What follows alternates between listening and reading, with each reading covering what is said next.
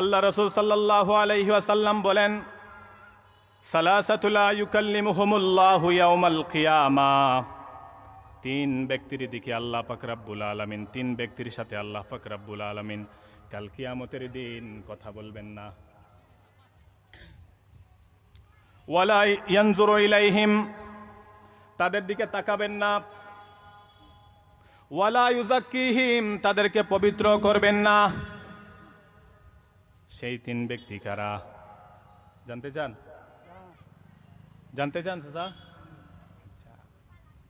এক নাম্বার হলো যারা টাকনুর নিচে কাপড় পরে। টাকনুর নিচে কাপড় পরে।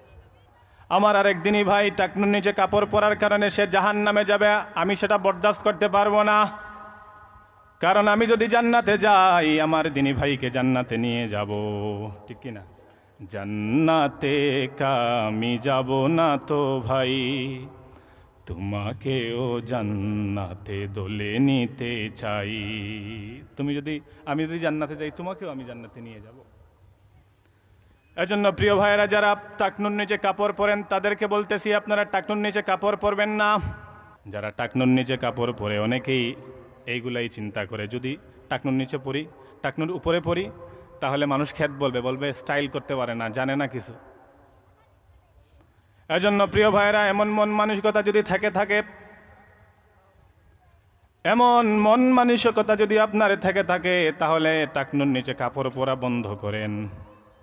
কারণ কাল কিয়ামতের দিন আল্লাহ পাক রব্বুল আলামিন যখন পাকড়াও করবেন, তখন তো কোথাও যেতে পারবেন না।